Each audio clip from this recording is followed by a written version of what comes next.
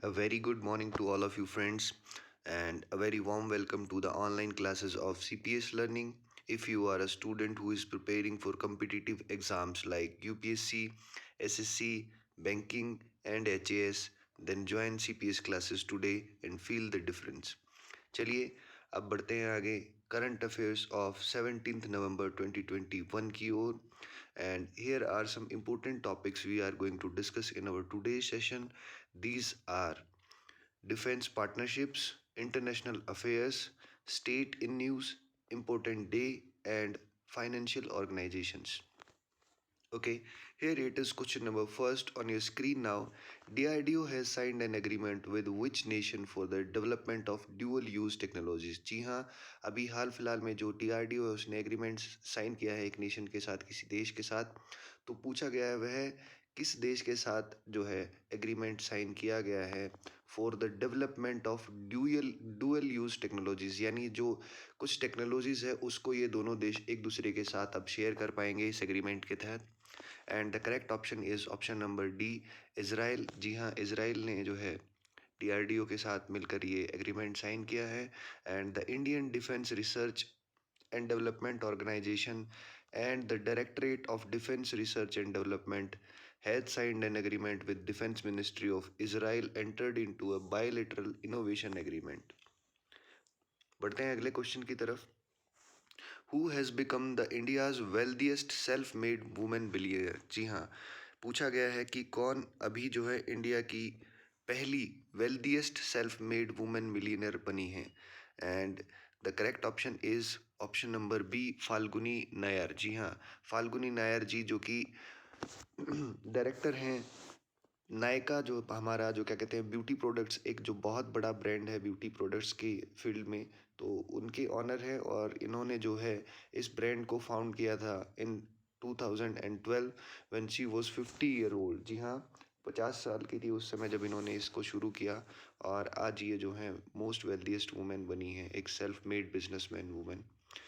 चलिए बढ़ते हैं अगले क्वेश्चन की तरफ। Which one is the name of the first global hackathon launched by RBI? जी हाँ, पहली बार RBI के द्वारा जो है किसी हैकाथलॉन को जो है लॉन्च किया गया है। पूछा गया है इसका क्या नाम रखा गया।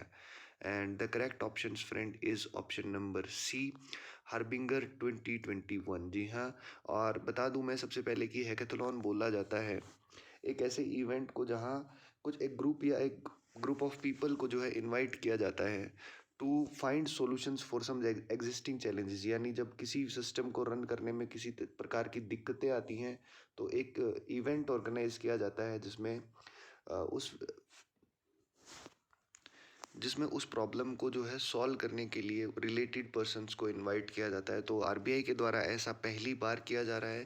The reserve bank of India has launched its first global hackathon named harbinger 2021 innovation for transformation.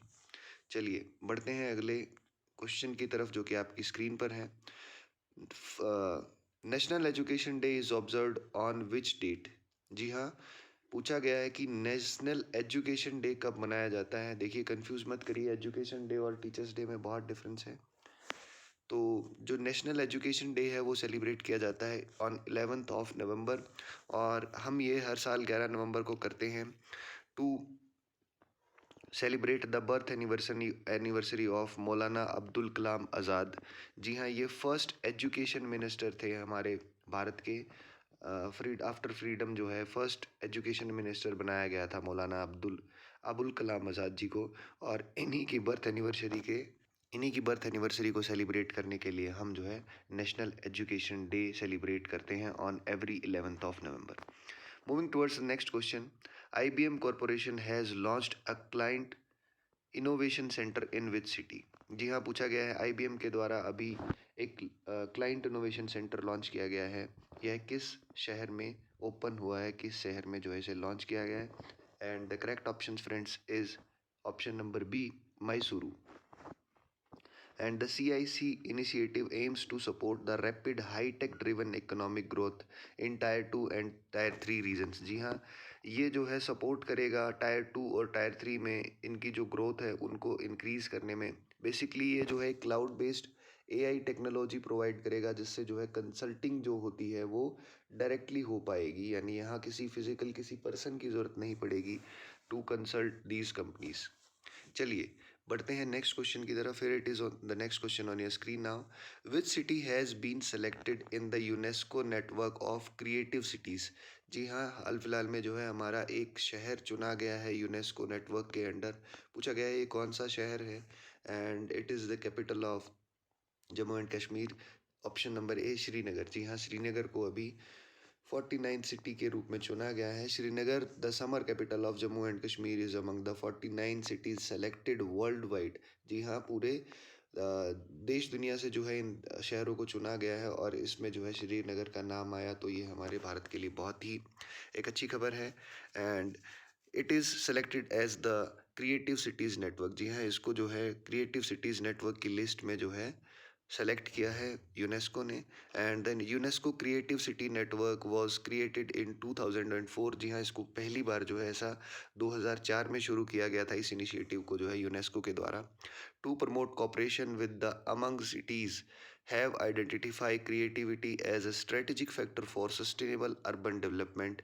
जी हाँ, ताकि जो सिटीज़ हैं जो बहुत अच्छा परफॉर्म कर रही हैं, उनको जो है एक दूसरे से जोड़ने के लिए जो है यूनेस्को के द्वारा इस क्रिएटिव को इस नेटवर्क को जो है शुरू किया गया था।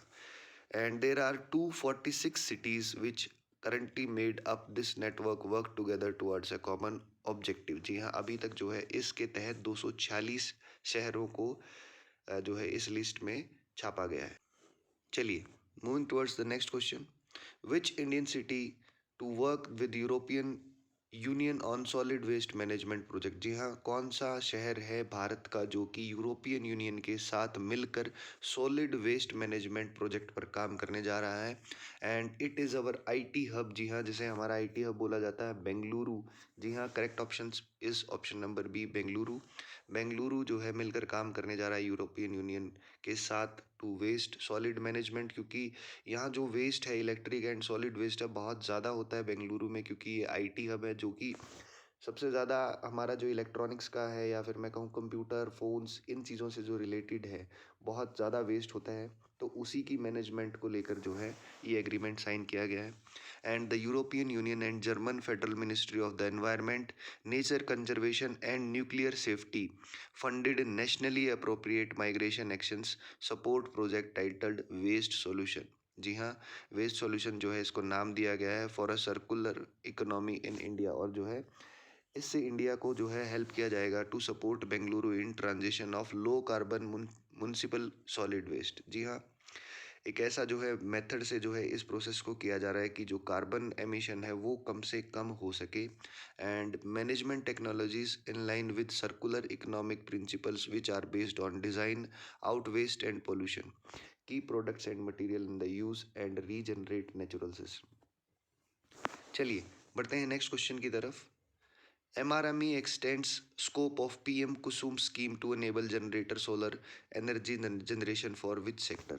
जी हाँ, PM कुसुम स्कीम जो है लॉन्च की गई थी कुछ समय पहले, जो है जो आपको फार्म्स होते हैं, जो आपके खेत होते हैं, वहाँ पे ट्यूबवेल की जो ज़रूरत होती है, यानी पानी की जो निकासी चाहिए, तो फ्री जो है ट्यूबवेल्स प्रोवाइड किए जा रहे थे गवर्नमेंट के द्वारा।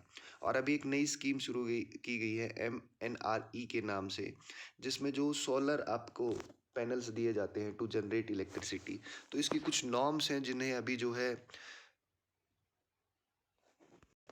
इम्प्रूव किया गया है, यानी उनमें जो रेगुलेशंस हैं उनमें कुछ ढील दी गई है फार्मर्स को। And obviously the correct option is option number B, farm sector. जी हाँ, फार्म सेक्टर को ये जो है जनरेशन फॉर इलेक्ट्रिसिटी में हेल्प करेगा। And now solar power plants can be installed on pasture land and marshy land. जी हाँ, पहले आप सिर्फ बांस में इनको जो है इंस्टॉल कर सकते थे। इस वर्ष जो MNRE स्कीम है इसके तहत आप pasture land and marshy land में भी जो है इनको इंस्टॉल कर पाएंगे। And also the size of solar power plant has reduce to enable participation of small farmers.